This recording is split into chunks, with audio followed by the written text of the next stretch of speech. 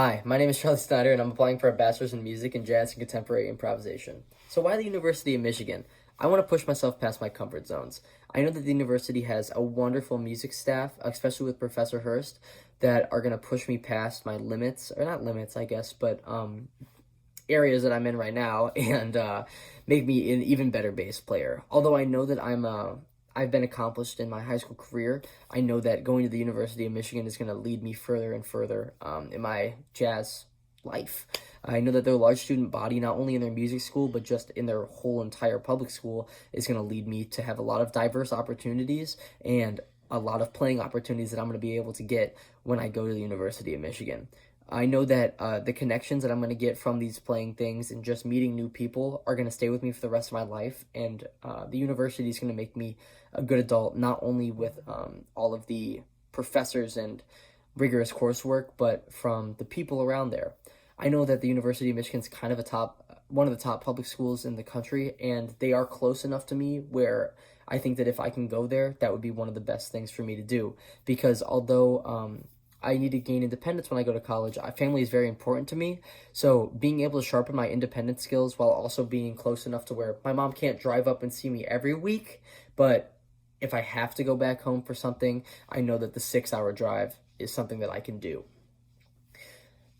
Some of my favorite jazz musicians are Scott LaFaro, Jimmy Blanton, Carlos Enriquez, and Lester Young, but I'll start with just Jimmy Blanton. I'll start with Scott LaFaro. So Scott LaFaro started playing bass when he got to college. He originally played sax, but he took all the lines and stuff from sax and he put it onto the bass. He became really precise and really good at playing fast. And Bill Evans found that, and Bill Evans and him just linked, and they made wonderful music together. If you hear the Portraits in Jazz album, which is their first album together, you can hear, especially on their Autumn Leaves recording, that they just know exactly what they're going to play.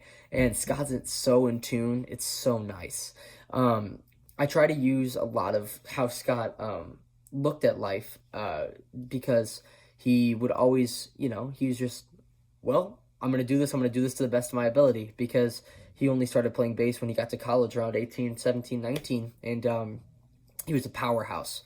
And it's kind of like me, because I started playing classical piano and concert percussion, but when I got to my freshman year, my band director handed me a bass and he said, play. So going from that to where I am now is going to be something that I kind of see Scott LaFaro like in a way, and that kind of brings me the mental influence of knowing that I can get there. It just takes a little bit of time.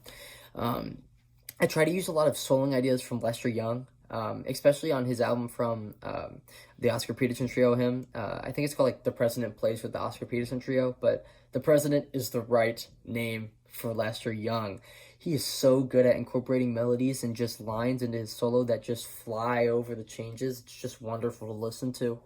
A lot of soul from him that I try to incorporate. But for big band playing and not specifically combo stuff, I really like Jimmy Blanton and Carlos Henriquez. So Jimmy Blanton's obvious; it's just an obvious take. Jimmy Blanton is the first person who really played melodies in any big band song. I mean, if you listen to Jack the Bear, Sepia Panorama, those songs, like, although old, the bass is not just playing quarter notes. I mean, there's a really melody going on, and that kind of brings Carlos Henriquez into play, because Carlos Henriquez is kind of like a new age Jimmy Blanton.